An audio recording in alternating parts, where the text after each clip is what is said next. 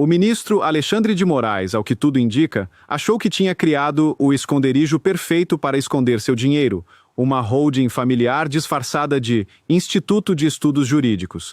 Mas ele parece ter se esquecido de um pequeno detalhe. A inteligência americana sabe seguir o dinheiro. Eles não apenas encontraram o tesouro, como agora expuseram para o mundo o que parece ser o esquema milionário da família Moraes. E a gente vai te mostrar o que eles descobriram. Vamos direto ao que interessa, porque a gente precisa analisar com muito cuidado a reportagem que, para mim, é a peça que faltava para a gente entender a dimensão do que pode estar em jogo em Brasília. A gente sempre soube e que a briga contra o ministro Alexandre de Moraes era uma briga de poder, uma briga política. Mas o que essa nova revelação sugere é que talvez seja também uma briga por dinheiro. É muito dinheiro. A história que foi revelada em uma apuração jornalística detalhada da coluna de Malu Gaspar, no jornal O Globo, parece ter descoberto o que pode ser o calcanhar de Aquiles do ministro. E ele atende pelo nome de Lex Instituto de Estudos Jurídicos.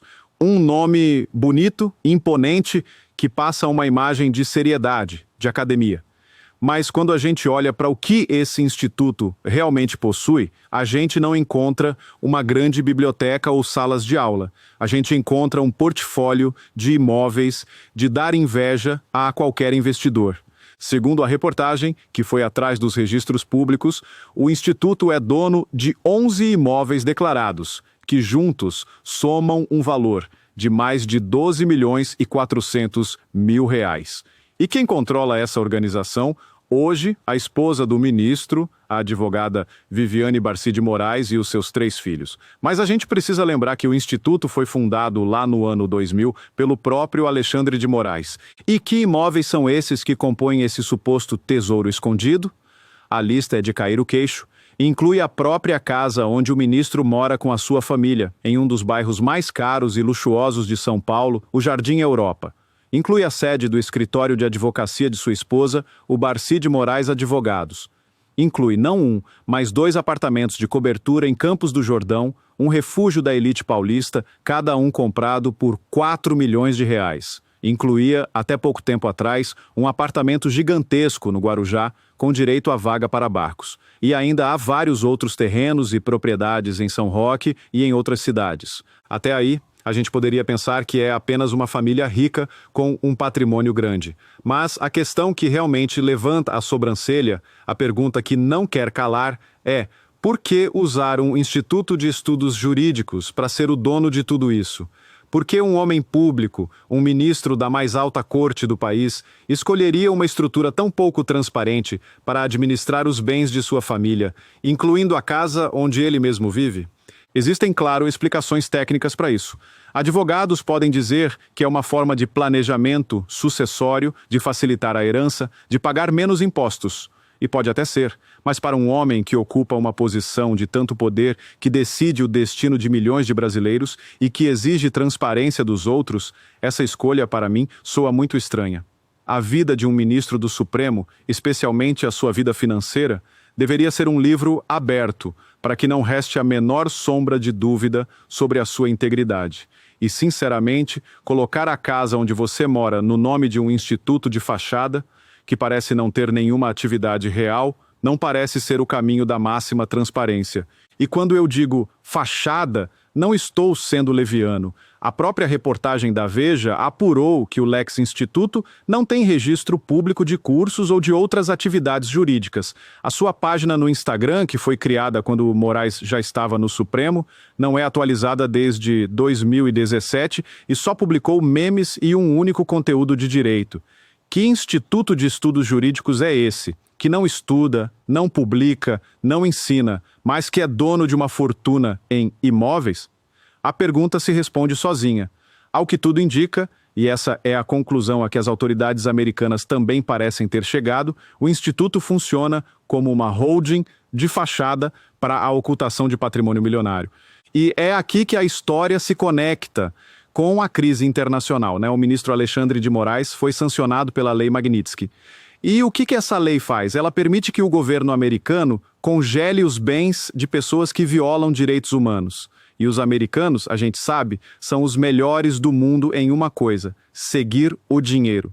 Eles não são ingênuos. Eles sabem que pessoas poderosas raramente deixam suas fortunas em seu próprio nome. Eles usam empresas, fundações e colocam no nome de parentes, de amigos. A Lei Magnitsky foi desenhada exatamente para furar essa blindagem. A lei é clara. Ela atinge os bens que estão em posse ou controle do sancionado. Não importa de quem é a assinatura no papel. Se o governo americano entender que o verdadeiro dono, a pessoa que controla e que usufrui daquele patrimônio é o ministro, eles podem sim sancionar o instituto e todos os seus bens. Agora a gente começa a entender o tamanho do problema, né? A mesma estrutura que talvez tenha sido criada para proteger o patrimônio da família, né, de alguma fiscalização aqui no Brasil, agora se tornou o seu maior ponto de vulnerabilidade no cenário internacional. O esconderijo perfeito que o ministro achava que tinha criado, de repente, teve a porta arrombada e uma lanterna potentíssima jogada lá dentro. E quem está segurando essa lanterna é o governo de Donald Trump. O jornalista Paulo Figueiredo, que tem fontes diretas em Washington, já tinha avisado que as informações sobre os bens do Instituto eram de conhecimento das autoridades americanas.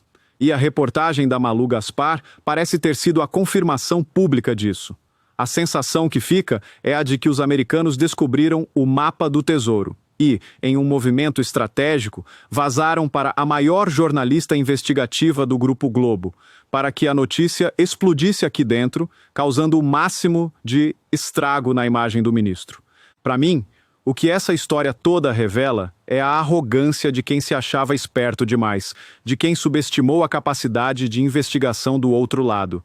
O ministro Moraes talvez tenha pensado que ninguém nunca iria ter o trabalho de ir atrás de cartórios, de registros de empresas, de cruzar as informações. Ele talvez tenha se esquecido de que, quando você compra uma briga com a maior potência do mundo, eles não medem esforços para encontrar os seus pontos fracos. E, pelo visto, eles encontraram. A gente pode até imaginar a cena, como sugeriu a juíza Ludmila Grillo.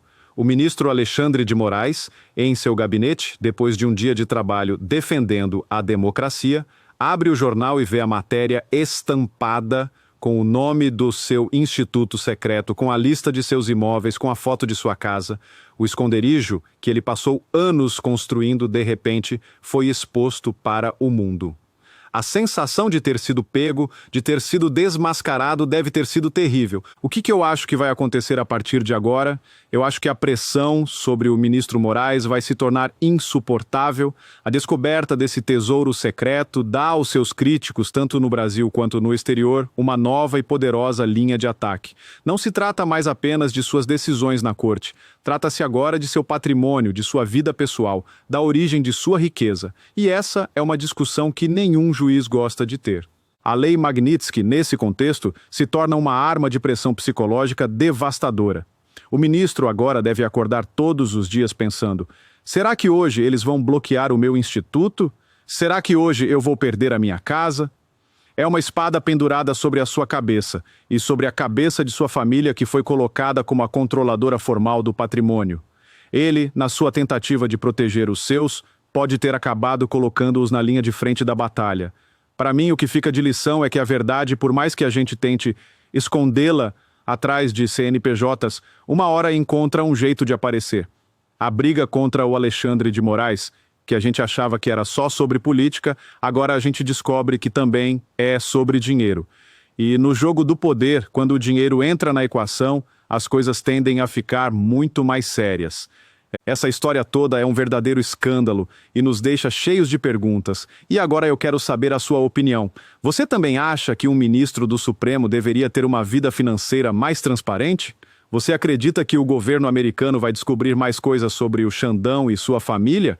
Deixe seu comentário aqui embaixo. Vamos conversar sobre a integridade que a gente espera de nossos juízes.